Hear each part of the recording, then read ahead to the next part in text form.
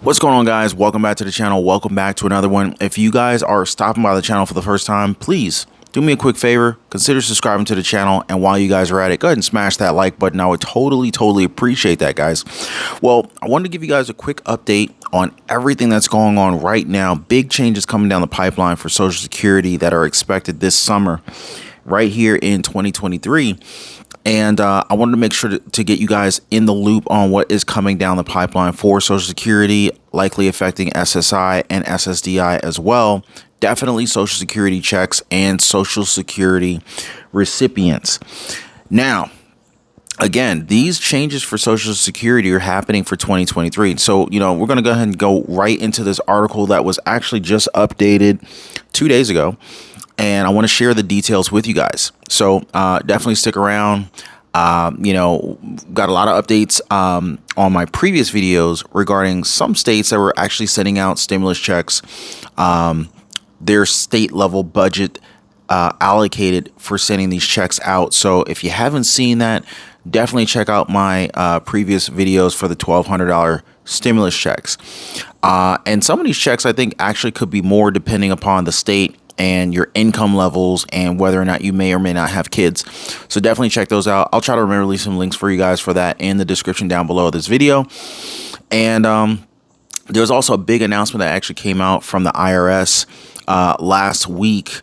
I also shared. You definitely don't want to miss out on that information as well. But for now, I want to go ahead and give you guys a quick update on what's going on with Social Security. Some major updates happening for Social Security for 2023 this summer. But like I said, if you could drop a quick like for the video, I totally appreciate that.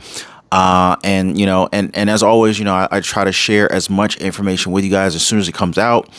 I try to stay on top of everything, but there's so many different things that are happening. It's almost impossible to stay on top of everything, but I do my best. It's just, but anyway, so this article states that the Social Security is one of the hottest topics for this upcoming election.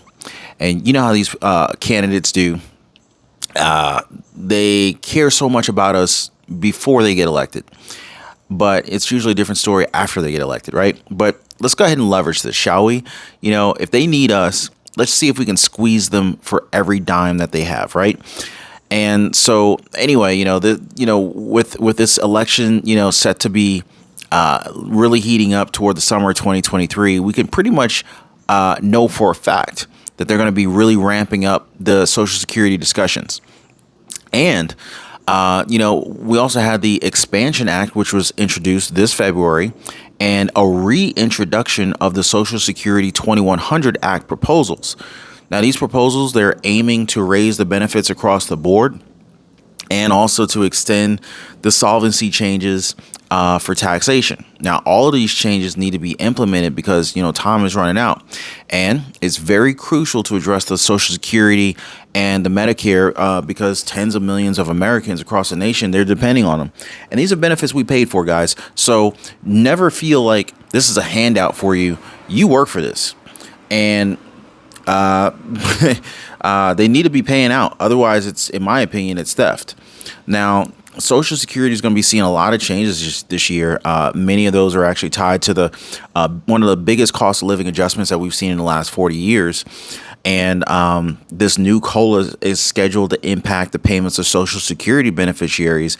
But it's not the only changes that we're going to be seeing in 2023. So make sure you guys listen up and don't miss out on this information. There is a lot here to unpack.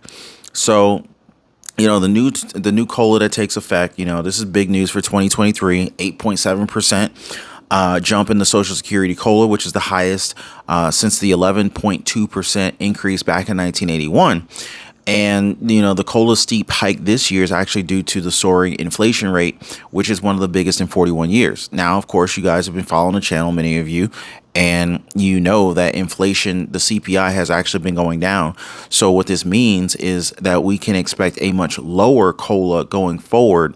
I think they recalculate the COLA in like September or October during the year. They do it every year. Anyway, so the average monthly Social Security payment for all retired workers has risen to an estimated $1,827 from $1,681 according to the SSA. So basically, there's an average increase of $146 per month for Social Security recipients. Now, one thing to keep in mind is that the 2023, the COLA, the 8.7%, it's not going to apply to all Social Security recipients. But here's the thing that a lot of people got pissed off about is that the COLA increase screwed up a lot of people. Like you might be thinking, well, how can more money screw you up, right? Well, the simple fact of the matter is that some of your benefits, or most of your government benefits, are based on your income and your age and whether you got kids and all this whatnot, right? But they screwed a lot of people up because it's like, hey, yay, we're getting the biggest COLA increase that we've seen in like 30 years, right? And what is the phrase?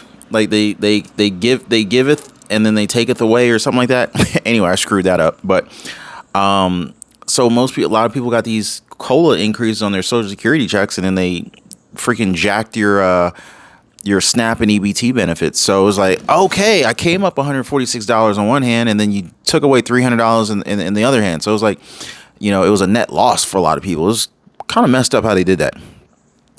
I guess it's better than just taking away your SNAP and EBT and not giving a raise or a boost in that Social Security payment. At least they didn't do that. That would have made it even worse.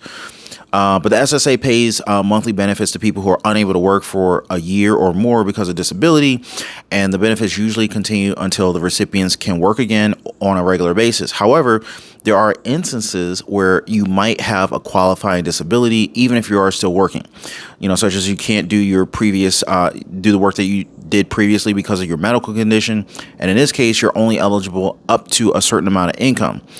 And when you pass that threshold, you can't even be considered for qualifying disability. Basically, if you balling too hard, you ain't getting a check from the government.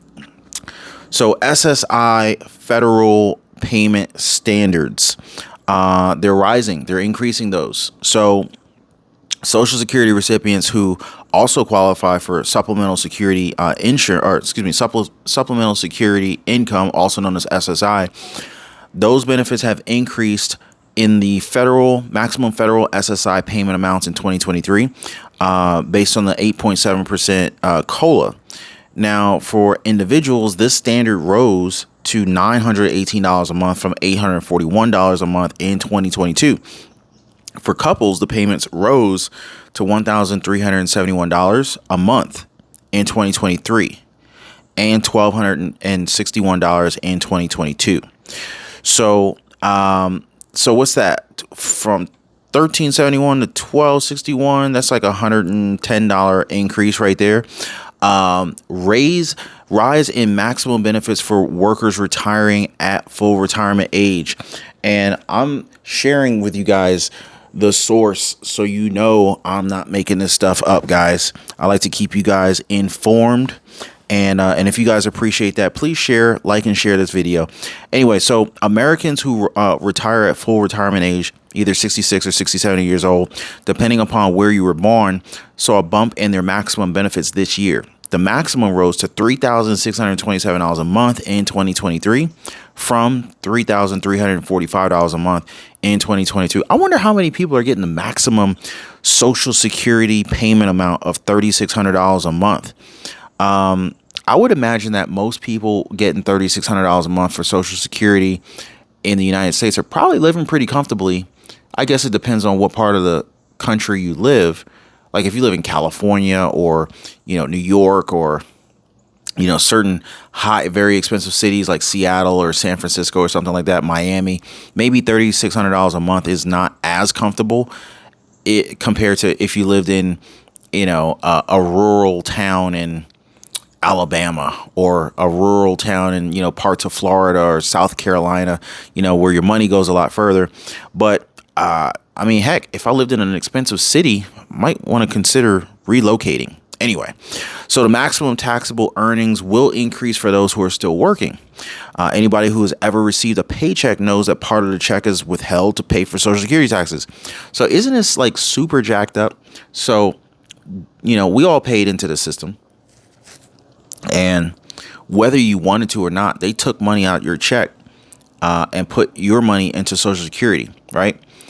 So number one, they didn't ask your permission to do it. It wasn't like, hey, do you want to participate in Social Security? Like, that was not really a question. It wasn't a question. It was like, yo, we're taking this and you can't stop us. So it was a tax withheld from your check. What's jacked up about it? Well, there's a lot of things jacked up about it, but what's even more jacked up about this is that they jacked your check for Social Security. And then when they pay you, they're going to jack you again because they're taxing you. They're taxing your Social Security check. It's unreal, this racket that they're doing here. And you got to laugh, because what are you going to do? I mean, like this thing really needs some significant reform. Anyway, so you got maximum taxable earnings that are scheduled to increase to those that are still working. Anybody who ever received a paycheck knows that part of your check is withheld, right? For Social Security. And there is a limit on the amount of annual earnings that can be taxed by Social Security, called the maximum taxable earnings. Now, this limit rose to $160,200 because back in 2022. So as of 2023, that amount was increased to $160,200. But in 2022, if you earn anything more than $147,000 a year, they were not going to shake you down for your Social Security payments out of your paycheck. And there was also a change to the earnings test exempt amounts. Social Security withheld benefits if your earnings were greater than a certain amount, and if you were under the full retirement age. This is called the retirement earnings test exempt amount. Now, according to the SSA, one of the two different exempt amounts apply. A lower amount in years before the year that you reach full retirement age, or the FRA, and a higher amount in the year that you reach FRA. Now, if you are under the FR age, the full retirement age, the earnings test exempt amount rose to $1,770. And this is per month, guys. So, and that's as of 2023. And this is in comparison to $1,630 a month in 2022. So what's that? Another $140 a month difference. So these are some big changes. So if you've reached FRA, the amount rose to $4,710 a month in 2023 from $4,330 in 2022. So, dude, that's another, what's that? I gotta get my calculator out for that one. That's like another almost $400 a month. Wow. Yeah, big changes coming down the pipeline, guys. Big changes. I mean, heck, John said, yeah, but we used to have a robust middle class with many companies providing pensions. Now, middle class is gutted and pensions no longer exist. That's a good point. Like, who has a pension nowadays? Like, what is that? Like, if you were born, I would say if you were born anytime after 1980, you probably don't even know what a pension is. I would say if you're born in the year 2000 and later, you probably may have never even heard the word pension before. So those are pretty much eliminated. But I wonder how many people, like maybe even watching the show right now, have a pension. Maybe they were with a company for a long time. Drop me some comments down below. I'm kind of curious on that. Just looked at the data. 50% of people have a zero retirement savings, and 75% have less than $10,000 saved for retirement. That's a very concerning number, because that means that a significant amount of Americans are dependent on the government, Social Security, Medicare, Medicaid to pay and cover their existence until they die. That is a very scary situation to be in. I mean, the government just decides to wake up on the wrong side of the bed, or default on debt or something like that, and not be able to make payments. I mean, like that would be just awful, So but I can see that the government is actually stepping in, and it looks like, based on some new laws that have actually been passed, that they're by default requiring employers with employee counts greater than, I think it's 50, to automatically enroll them into their company 401k plans if they have them. And it would be up to the employee to, take it upon themselves to manually opt out of the 401k plan, which honestly, I would say that the 401k has been one of the greatest wealth building tools that I was first introduced to. And, for most people who don't really have like a lot of friends or family that invest in the different markets, whether it's the stock market or, who are maybe entrepreneurs or business owners, or, basically, if you don't have somebody who's like really like close to you that knows how to invest or has been investing because their parents taught them or something like that, which is why I always educate my son, so that he knows how to invest going forward. But most people who, if they don't have any other investments, most people have a 401k. And the cool thing about that in many cases is that, number one, it's a tax reduction. It basically is a tax deferred or tax advantage account. And so this particular 401k account, it can grow tax deferred or tax free, depending upon if you have like a Roth 401k account or a traditional 401k account. There's a few different ones, but basically, these are like company sponsored investment accounts trying to help people out. Now, does it help the business out? Oh, sure. Because the business owner who's contributing to your 401k or my 401k, their contributions are tax deductible in many cases. And so by them doing a match for you, they're encouraging you to invest in yourself by investing in this 401k account. But they're also basically giving you free money that can grow and compound over time in the stock market through index funds and ETFs, through your Vanguards, your Charles Schwab accounts, and, any of these other different types of accounts out there. And the business is incentivized to do this from the government, because the government's like, hey, we need help. Social Security is, definitely limping along. If you will contribute to your employees' individual retirement account or 401k retirement account, we will give you I don't like bugs. I heard something like hit the wall. It's like a fly or something. We will give you a tax deduction and lower how much taxes you will have to pay us because you're helping us out. And this is what I've noticed. It's like, the government, they will typically give discounts and whatnot to people, individuals, and companies that do their work for them. Like, there's certain types of investments that I was told and taught about through my CPA on how to reduce taxes. Like, if you invest in certain energy companies, if you invest a certain amount of certain energy companies, they will actually give you a credit equal to up to, I want to say it was like 400% of whatever you invested in, which is kind of crazy. But it's like, hey, the government wants to go green.